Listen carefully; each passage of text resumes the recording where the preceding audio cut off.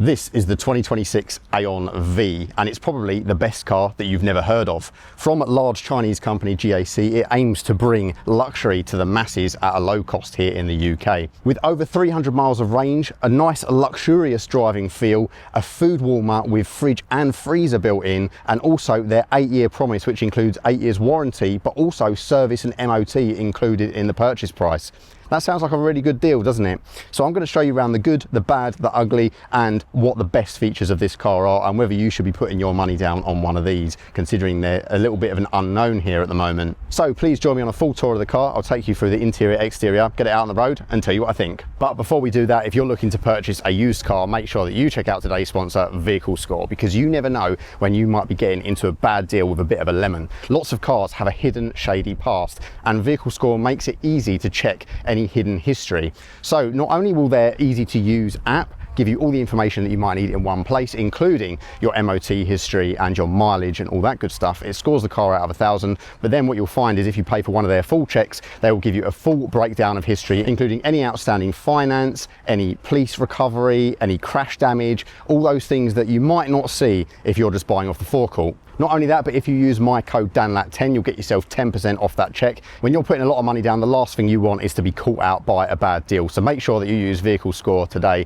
to check that used car. And also, if you're looking to buy or sell, I've got links in the description below for that to make it nice and easy for you too. Oh, the Aion V, this is obviously fresh to the UK, but it's produced by GAC, as I mentioned, which are quite a big seller of cars in China. It's not the most popular, but it is still up there. So yeah, definitely a well-known brand. It's just that they've not really ventured into Europe as of yet. Kind of sits between the Kia EV3 and the Skoda Elroq in price, starting at around £36,000, and there is only one model to choose from, and you can add the premium pack if you want to, which is what I have here today. I'd highly recommend that. So it's a 201 horsepower front-wheel drive electric motor, which actually puts the power down really well. 317 mile WLTP range with a 75.3 kilowatt hour battery. Has heat pump as standard, which is always good, and 180 kilowatt DC rapid charging, so it charges nice and fast. Also has a pan roof as standard, these 19-inch alloys, heated and ventilated front seats, electric tailgate, 360 camera, a full suite of ADAS features including adaptive cruise control, matrix LED headlights with wireless Apple CarPlay and Android Auto, a large 14.6-inch infotainment display and digital driver cluster,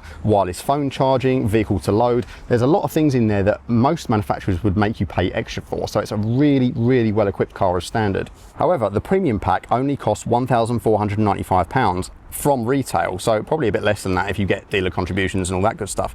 And it includes genuine leather upholstery, massage function for both front seats, including 8 massage points and 5 programs. You also need the premium pack for the cool hot box, which I mentioned earlier, which is a fridge, freezer and heater. Really cool. I'll get onto that in a little bit. Well worth having, I think. Fold out rear tray table, larger illuminated vanity mirrors, also an air quality sensor. This paint that you see on this one is also a premium option, so it's £675. It's called holographic silver and it is fantastic. There are also 2 premium interior options to choose from. The standard car has black leatherette, but this one you can either have French cream, which is real leather, which is what I have here, or bright tan. But yeah, for those extra features, for just under 1,500 quid, I think it's well worth it. I think it's an absolute no-brainer. The other thing to mention is the 8-year promise, which I think is going to be a big driver for this. So that's 8 years warranty, but also 8 years servicing, MOT and roadside assistance included. It's a little bit like the Genesis care package, but this is on a much lower end of the market. And that's a massive thing when you're looking to save a bit of money. And in this segment, I think it's going to be a big draw to consumers. So 10 to 80% charging is going to be in around 24 minutes. So that's not too bad. 0 to 60 in 7.9 seconds. Like I said, it's front wheel drive, but it actually does a really good job of putting the power down. And would you just look at this thing? Obviously this is optional paint, as I mentioned, but this is the standard car, so they all look the same, they've all got the same wheels, and it does look really good. Let's head around the front. I think it's really cool front end design. You've got the LED matrix lights as standard, which also transform into the indicators when necessary, and you've got these accents down here. This holographic silver paint is really nice. It's got this kind of gold metallic flake to it, and it really pops in the sun. It's a really bright silver, but it does transform in the light, and I think it really looks the part. It looks fantastic, I think. Really purposeful on the road, and I think probably one of the nicest silvers I've seen on a car, which is pretty cool. And down here you've got the radar built in, and then you've got the Aion branding up front there and the camera. So nothing too crazy, but quite boxy, purposeful styling. Kind of reminds me of the KGM stuff and the sort of Jeeps and that kind of thing. So they're 19s, but 45 profile. And actually you'd think that they impact the road noise a lot, but the chassis is done in such a way where there's really quite a lot of insulation inside the car, and it doesn't crash or go over bumps too harshly. There's not much road noise, which is really nice. Quite impressive for these type of tyres. And then in here, there's no electronic opening for the flap there, but it has got a really nice spring-loaded action. It works really nicely, so pretty impressed with the quality of that. Heading down the side there, you can see again quite a boxy side profile, but quite rugged and purposeful. And it doesn't look too tall either, does it? It looks quite low down for this size of car, almost like a sort of mini Countryman kind of thing. And actually, I think kind of similar of the rear. The rear styling is probably my least favourite bit of the car. It does look a little bit to me like someone tried to draw a mini Countryman from memory. It's a little bit bizarre, but what is nice, you can see quite a nice premium looking rear light there, and you've got the indicators, integrators, LEDs, which I do think makes a nice difference. But yeah, quite a boxed off rear, and you've got the branding nice and large there, which is good, I think, especially for an emerging car in this market. And rear wiper, really important to some. There's no tints on the back, not like proper dark ones anyway. I think it's got some UV treatment, but I think some people prefer that. It looks a little bit less gangster, if you like. And then on here, you've just got some little flicks at the back. This is just a compliance thing, but it does look pretty cool. And then down the bottom, you've got a little integrated fog. No crazy fake exhaust trickery or anything weird like that. It's just pretty standard shape. It's quite generic rear end, almost like an SUV estate crossover, I guess you could say. But yeah, what do you think? I'd love to know what you think about this. I also quite like this little checkerboard effect on the side here. It's just a weird design in Q, as well as the roof rails up there and the little spoiler area. But I do think it looks quite good. I think these wheels really set it off, because I think a lot of these kind of lower priced SUVs, especially the electric ones, they try and put the chunkiest tyres on possible, and they look like they're riding on sofa casters, and it just kind of ruins the look of the car. And not only are these wheels really nice, and the tyres look fairly low profile, which suits the car, but actually, in my experience, it doesn't really impact the ride quality in any way. So that's a massive plus. So yeah, what do you think of the styling? I'd love to know. So I have the car set to unlock and lock when I approach it, but you can turn that off and just use the key. The key is really bizarre. It's a super heavy, super high quality bit of kit, but it is showing some signs of wear already, because I think it's real leather on here. It feels like real leather. And this is a really heavy, chunky bit of kit. You can see it's actually got real screws in the top. It's got this leather keypad. Bit bizarre for a budget car to come with such a big chunky key. It's a little bit cumbersome, to be honest, but it's definitely a high quality unit. But anyway, as I approach the car, you'll notice the car does unlock, which is always a nice touch. What I do like as well, it's a weird little feature, but if I open any doors apart from the driver door, press that and pull this open, the mirrors stay folded. I actually like that feature, because if the driver's not getting in, you don't need the mirrors, do you? So it saves the motor going, I don't know, it's a little touch, but I like it. You'll see that as I approach the door, and we open that, the mirrors will then start to fold. One little thing to note as well is on this particular paint, I think it's just because of the way it's done, the door handles are slightly off in colour compared to the rest of the car. It's probably such a difficult paint to match. So that's one thing to bear in mind with the holographic paint, is that if you have a bit of a prang in it, I think it might be a bit difficult to get it right. But yeah, inside here I have the French cream interior, and it is absolutely stunning. As you can see, I really like it. Much more interesting than your standard colours. So door card, you can see we've got swathes of nice material. All of this up here is leather, and it's squidgy and it feels really premium. You've got what looks like a metal finish here. It's like almost like a dark satin chrome. It's not metal, I don't think. I think it is just coated plastic, but it looks really lovely and premium, and it extends to the buttons as well. Everything is a really nice high quality finish. You've got these nice soft door handle pulls, you've got this quilted leather on the door, you've got a squishy portion for your elbow. Even the cheap plastic down here is really nice, sort of like fine grain, nothing too scratchy and horrible. As you can see in the door here, there is a little bit of an area for a bottle. There's a little separation, but it's quite large, so smaller bottles may fall around, as you see. And then we've got these nice little speaker grills here for the Adigo audio system, which I have some gripes with, unfortunately, but we'll get to that in a bit. But yeah, overall, really nice fit and finish there. You can see loads of premium material qualities already before we even jump in. And the door sill goes all the way down, so you're not going to get mud all over your trousers. There's no fancy door sill though. It's just kind of engraved into the plastic, so that's a bit disappointing. But this one being the luxury one, we've got the French cream interior, and boy did it make a difference. Look at this. I've got the sunshades shut at the moment, but this does provide a nice open and airy cabin.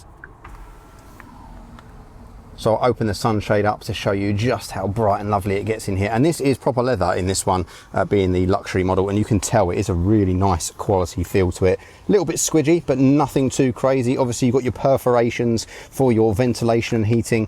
One thing I would have loved to see, which isn't present, is a raisable thigh support. I think that would improve comfort in here by quite a bit. Unfortunately, you've just got some sort of shiny glossy plastic down here, which I'm not sure will stand the test of time, and your basic electric adjustment, but there's no kind of electric adjustment for the lumbar area or for the thigh support, which is a bit of a miss in my opinion. But would you just look at this interior? It is gorgeous, especially in this color combination, and also the seat belts match as well, which is really nice. So let's hop in and I'll show you a little bit more around, and instantly the cabin is very isolating because you've got the laminated glass, which is always a real nice touch, and the materials continue throughout in here. So even down here you've got some padded leather on the side where your knee is touching, and even down where the plastics are, it feels pretty good.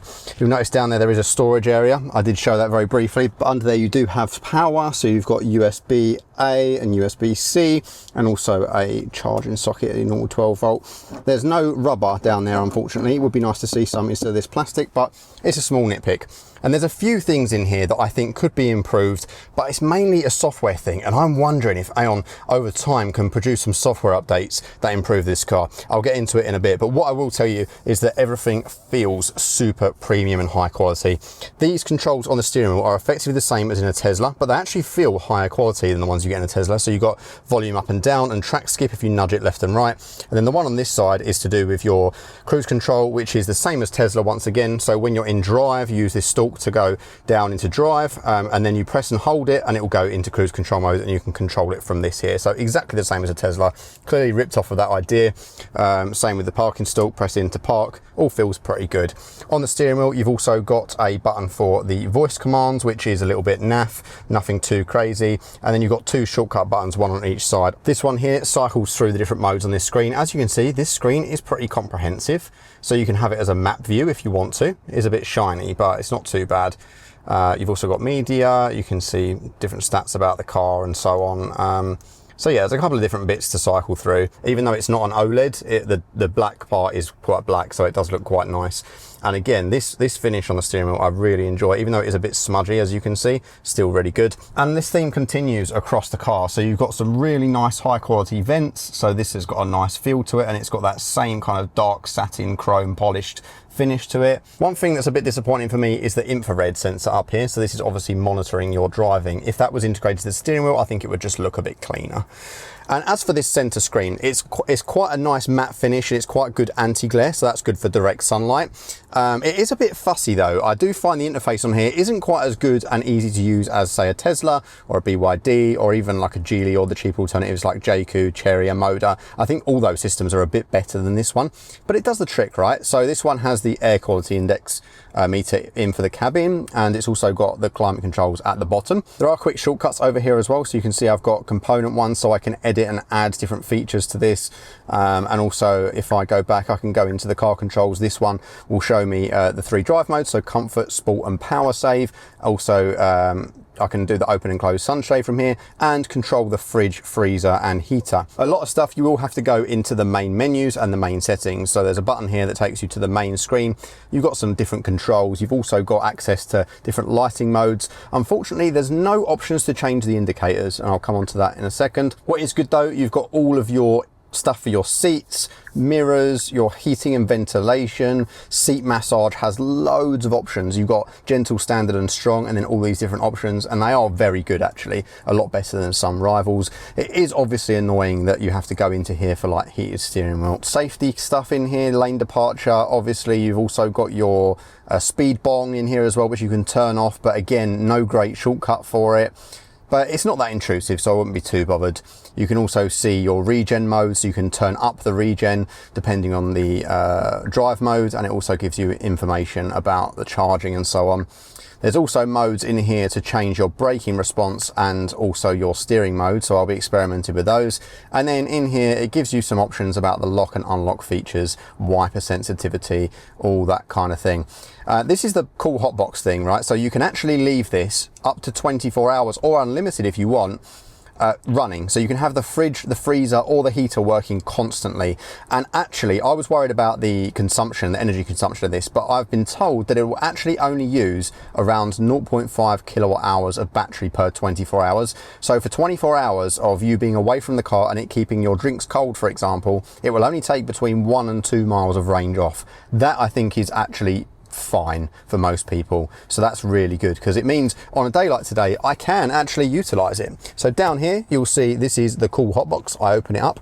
Currently I have some nice snacks. I've got M&S custard creams and I've also got some nice cold water in here, which you can see already pulling it out is cold, the condensation in there. It's quite a deep well. There's no cup holder in there, which I think would be handy if you're putting like a hot beverage in there or something, but it's quite a decent size and it is cold, and you can make it freezing if you want to. It's just really good to have this stuff on me today. It's 30 degrees out today. To have a cold drink and to be able to keep my chocolate from melting, it's just so practical. So this is included in the premium package and I think it's well worth it. It's such a practical feature. You don't even realize it until you're bringing a takeaway home. You need to keep it warm, or you know, you want to put a drink in there, keep it cold. It's great feature and I wish more cars had it. Nice cup holders with proper grips in. You've got a wireless phone charger here with ventilation. This is all like a kind of rubberized felt material, so you can place phones in here without them slipping around. Got some more ventilation there. Unfortunately, no glove box. However, you do have some nice high quality handy little hooks for shopping bags and things like that. And just look at everything. It's just so lovely. And these seat belts as well in this model, I think just the combination of the leathers is really lovely in here, and it's such an open airy cabin. Up the top here, the premium package also includes these better vanity mirrors, so they have like an iPad style cover on them, and as you pull them down you've got a proper large mirror and ring light on there, which works really well. As you can see, in terms of visibility, there is a chunky C-pillar, but there's a little extra window there, and you do have some nice large door mirrors and of course a great camera system to work with as well. So if I was to put the car in reverse, foot on the brake, go into reverse, you can see we've got a 360 cam, but it's also got a really fantastic 3D view, and it's super responsive, like crazy responsive and pretty crisp. You've also got then side view, so you've got your curb camera for your wheels, super handy, front camera, rear camera, you can go wide angle, it does top down 360. It's fantastic, one of the best ones I've used, to be honest with you. Let's shut that up for a minute. Generally the car's not annoying in terms of beeps and bongs, even the speed one's not too bad. One thing that is a real disappointment for me, and this is the biggest letdown of the whole cabin, is the indicators. So the indicator stalk itself is kind of okay, it's like a plastic knurled thing and it's got the wiper controls on there, but it's one of these that's a bit like a Tesla where it returns to the middle. So if I put it down, it will put that on, it takes up this camera so that you can see anything around you. This indicator sound is the quietest I've heard on any modern car, and that doesn't seem like a problem until you're driving along and you can't hear it. And because you can't hear it, you don't know whether it's on or not, which is really annoying because obviously the stalker's return to center. Not only that, it doesn't always self-cancel, so sometimes you have to tap it to self-cancel. Also, if I tap it, it will do 3 times. But if I tap it and hold it, it will still only do 3 times, and it won't do it the whole time I'm holding it. So most of the time, not only does this feel rubbish as well, by the way, the damping is horrible, but it also, I just can never tell whether I'm indicating or not, which is A, dangerous, but B, super annoying, because I've spent time where I'm in the outside lane and I'm still indicating, or I'm trying to come over and I've tried to press it but it's self-cancelled. It's the worst, and I hate it so much. This needs to be the same quality of stalkers on this side. That will resolve the tactile issue, and then they need to give you options in the settings like they do on a Tesla, where you can adjust it to your preference. Until they do that, that is really something that I've found frustrating in an otherwise fantastic experience in here. You can see the climate controls are still present along the bottom, as well as the shortcuts to your kind of your mirrors and stuff. If I click here, it will bring up the climate controls, and you can adjust the vents and different bits and bobs in terms of the like quick cool, quick heat. There's a few different options in there. However, if you want to do anything else, it chucks you out. So if I go to the settings and want to do anything in here, I can't quickly get back to CarPlay. I have to click on this little shortcut up here, which is really annoying. So yeah, it's a good screen. It's just not the best in class. It does have a cool feature though. It's got a rest mode. I call it eye space, and basically it will play like relaxing music, set an alarm, close the blind, recline the seats so that you can have a nap. I find that's pretty good. The other slightly weird thing is the voice assistant. You activate it by saying, "Hello, baby. What can I do for you?" That's a bit weird, isn't it? But I promise you that's true. That is the default setting. I don't understand why that is the default setting, but it is. There we go. So I did promise you, didn't I? So yeah, that's a bit of a strange one, and it's not very good either. It's not very intelligent. It's not got any AI features or anything like that. So the other thing that really is a bugbear for me in a car of this class is this sound system. So it's called Adigo Sound, but it only has these 3 EQ settings. There's no custom EQ. So I can't get it to sound how I like it, and as a result I don't think I can put the sound system through its paces. It looks like a great system, it sounds like it's got potential, but I don't like it because I can't control it and make it sound like I want to. And all this would take would be to give the user more control of the EQ. That can be done in software, so as an update later on maybe, hopefully they listen to my feedback.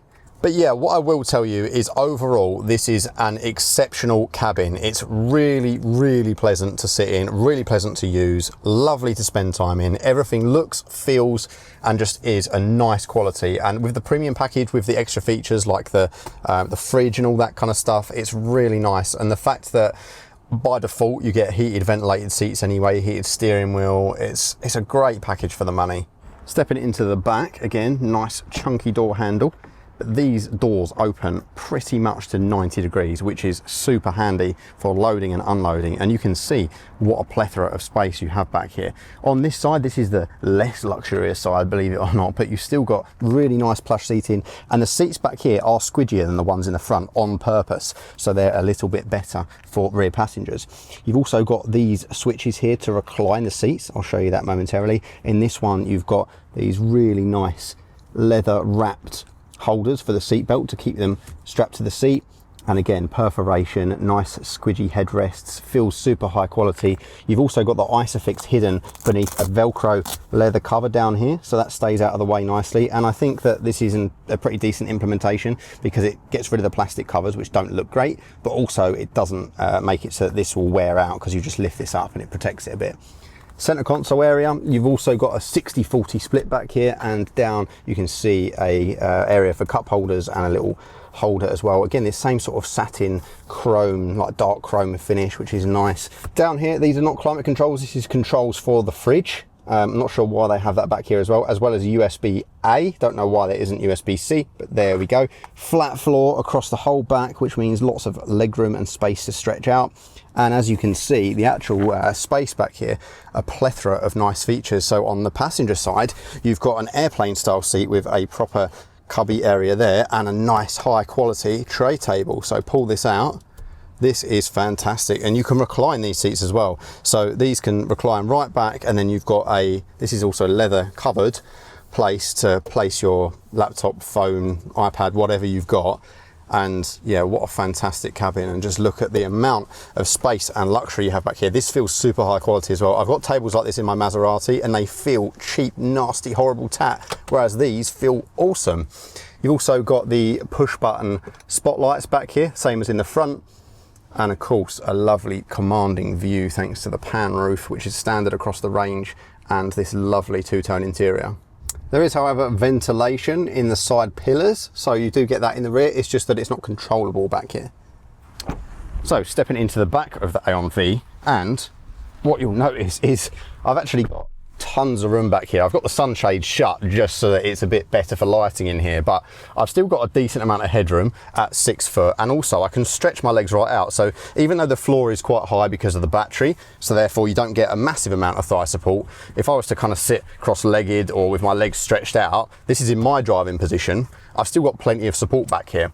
It's a little bit of a shame that the USB is only USB-A, and there's not as many features as you might want back here in terms of your luxuries, but I can pull the tab down below to then get me into a very reclined position. Now this this is comfortable, and I'm sitting on the side that doesn't have all the luxuries.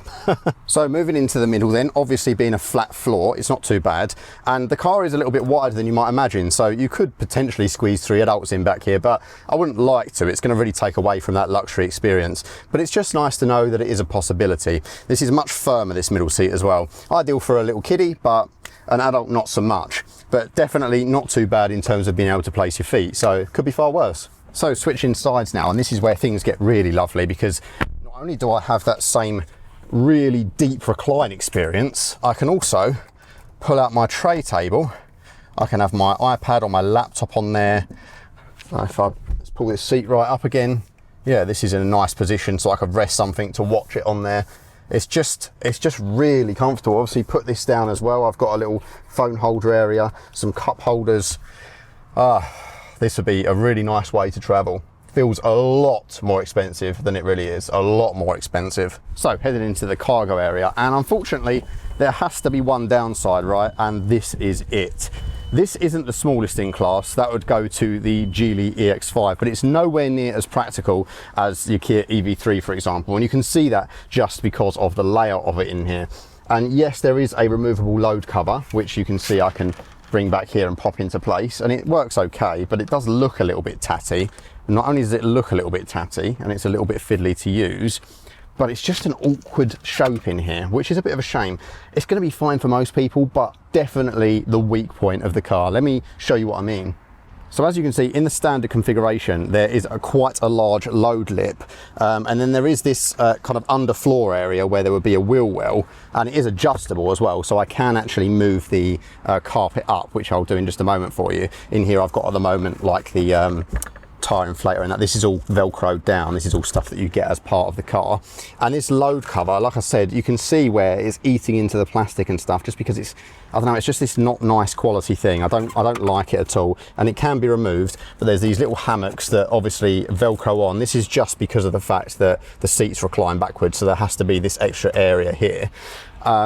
Yeah, so to remove this, you have to put the seats down, remove the Velcro, and then pull this out, and then I suppose awkwardly store it under here. But yeah, it's just not really ideal. Plus, obviously, with the wheel wells on the sides here, it does narrow this space a little bit, which is a little bit annoying as well. In terms of features back here though, you do have a couple of shopping hooks and lights, which is nice to see, one on each side, and there is also a 120 watt 12 volt socket there, so it's not completely devoid of features. It's just nowhere near as clever as some rivals, and the space is going to be a little bit impractical for certain larger items, I think. So let me just see how we get this load cover out then. So I need to take the Velcro off of here, and take the Velcro off of here, and then this is on like a tension rod system, so I can pull that out like that. So that's now out. That's going to be a bit awkward to store, so I'm going to take that out of the car and put that down there for the minute, and then I'm going to lean in and push these seats completely forward, which is fine, but you then have a really steep slope there, as you can see, so that's not going to be particularly practical for loading items in, is it? So let me get these bits out of here as well for the time being. They can, to be fair, live underneath the carpet. It's just because of the Velcro and making sure they don't rattle around that they've been put in like this.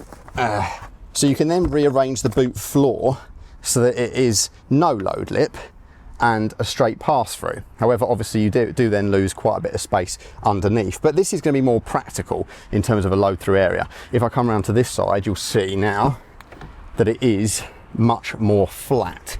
So this is going to be more practical, isn't it? To actually load things in. The seats are quite easy to put up with one hand as well. So if I go through and do that on both sides and then head back round to the back, you should see that now it is a slightly easier space to work with because we've got no load lip. However, obviously it's eaten quite badly into the space. You can see that based on how deep these little wells are down by the sides, and we still have humps for the wheel wells each side. So yes, it's going to be easier to load now, but it's definitely nowhere near the most practical in class. And I also now have to flap about putting this thing back in, which is a little bit of a faff. It's not actually a tension system, it's on like a little runners. So if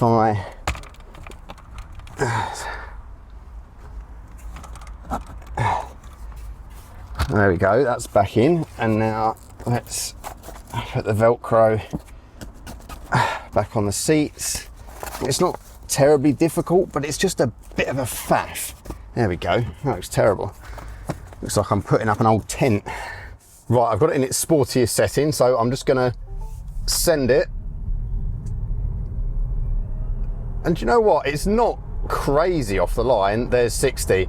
So it's not slow at all, but it's quite progressive in the way that it actually handles that power. And being front wheel drive, a lot of these cars, even the ones that I really like, such as the Geely EX5, if you plant the throttle off the line, it just spins the front wheels because it can't quite handle that power. But I think the weight of this one, plus the way the traction control deals with it, handles it really well. I've pretty much been unable to get this to spin up unless it's really wet and horrible. Cruising along, what I will tell you is that the noise isolation in here is actually really good, even through the tyres and the chassis. You might expect that because this has those larger, sportier wheels than some rivals, that it's going to feel a little bit kind of noisy and unrefined in here, but actually it's notably better than most other cars in this class, even with these wheels on. Not only that, but the laminated glass makes a big difference to road noise. Even with cars coming past, I can't really hear them.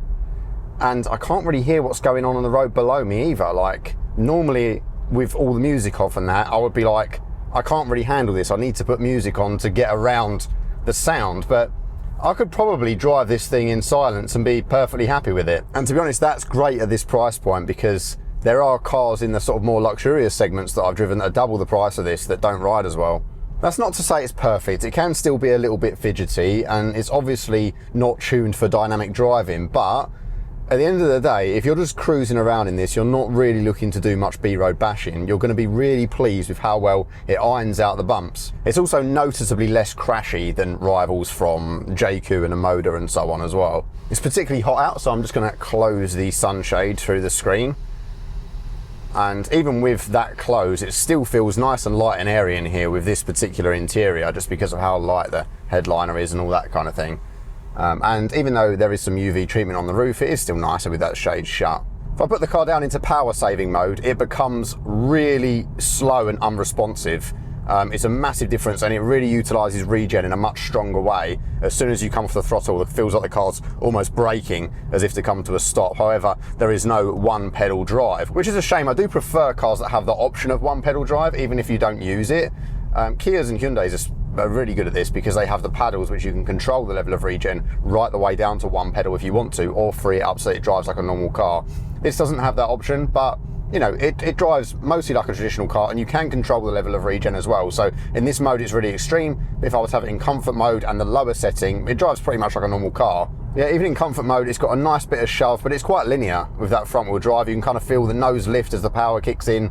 Feels pretty good. I'm just super impressed overall with the level of refinement in here. Like, on a normal road like this, there's lots of uneven surfaces down here, and I can kind of hear some rumbling through the wheel, but it's really not terrible at all. It's great for this class. I think perhaps even better than the Geely EX5, which I think is one of the most comfortable cars for the money. In terms of the ADAS stuff, it's not actually too intrusive. It gets the job done. It will tug you back into lane and vibrate the wheel if you stray over, and it will bong at you obviously over the speed limit, but the bong isn't too annoying, and you can go into the menus and turn it off.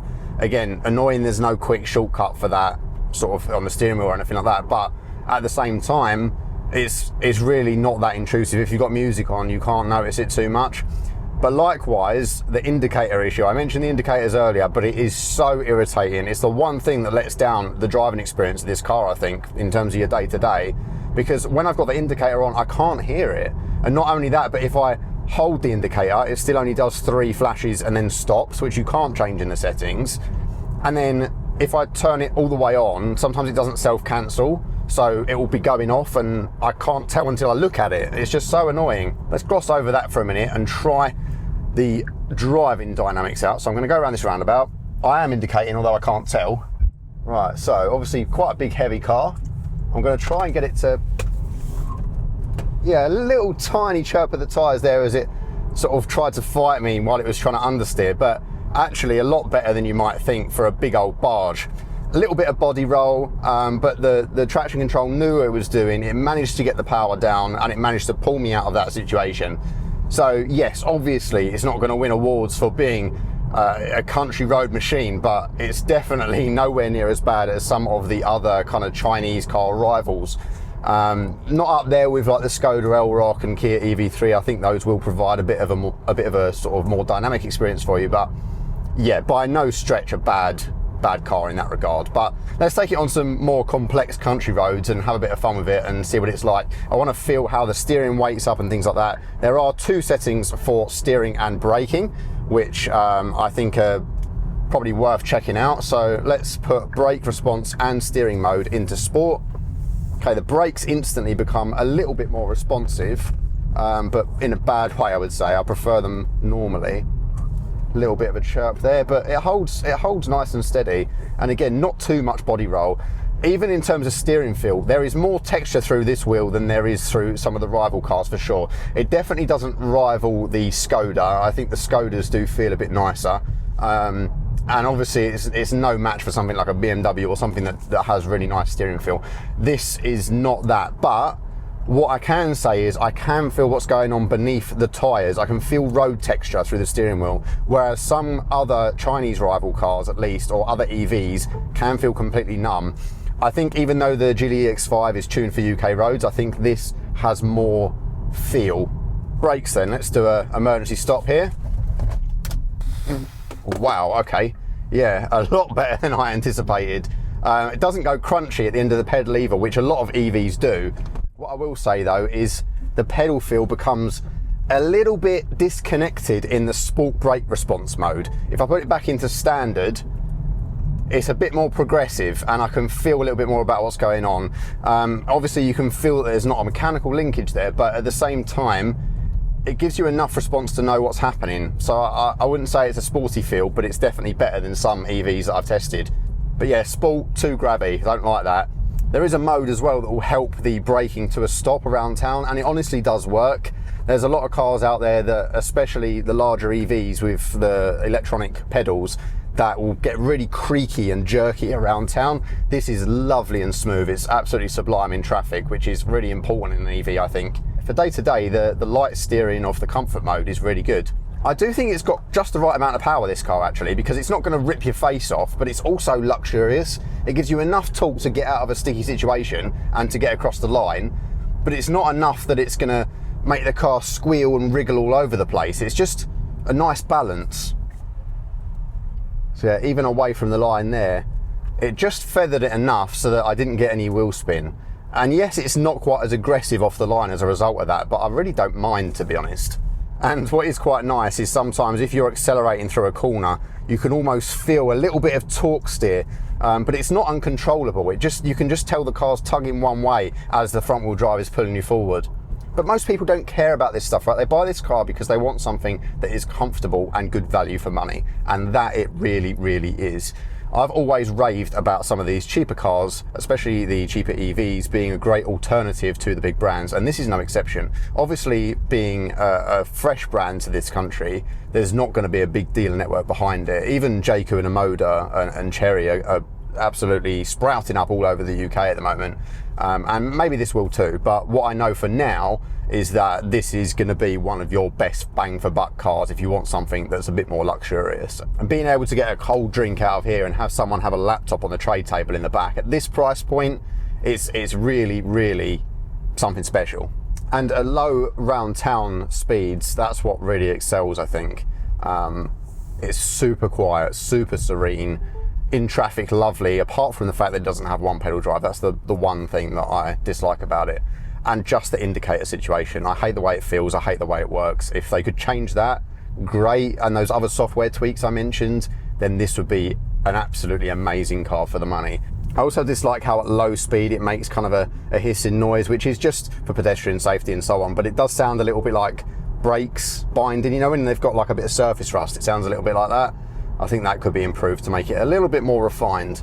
But I'm just nitpicking, aren't I? I'm really trying hard to find things to dislike about this car, when actually it is fantastic for the money. I think that 8-year promise is going to be a big thing for buyers as well. At the end of the day, you know, 8 years warranty is one thing on a car that's fairly unknown, but factoring 8 years servicing and MOT on that car as well, it becomes a really, really good proposition. and I think will attract a lot of buyers. I really like it, and I'm going to be pretty sad to give it back at the end of the week. So there we go. That's pretty high praise from someone who tests cars all year round. So once again, thank you guys so much for watching. Thanks to Aion for sending me out the car. I really do appreciate it. And if you enjoyed this video, there are plenty of reviews of all of the rival cars on my channel as well. Please don't forget to like, comment, subscribe. And if you're looking to purchase a used car or sell your car, all the links in the description below for that are present. Please check those out. It's going to make things a lot easier for you. Thank you so much for watching. I'll see you in the next one. Bye bye.